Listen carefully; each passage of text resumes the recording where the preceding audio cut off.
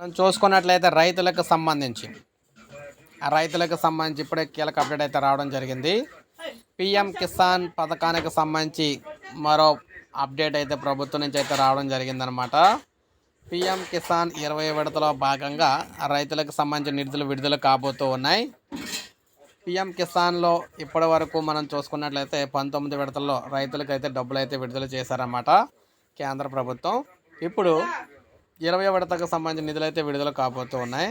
So ప్రధాని మోడీ గారు button నొక్కి నేరుగా రైతుల ఖాతాలకు డబ్బులు అయితే విడుదల చేయబోతూ ఉన్నారు. ఈ నెల 24న ఈ పథకానికి సంబంధించిన నిధులు అయితే విడుదల కాబోతూ ఉన్నాయన్నమాట. ప్రధానమంత్రి మోడీ గారి చేతుల మీదుగా 20 విడత పిఎం కిసాన్ నిధులు విడుదలైతే కాబోతూ ఉన్నాయి.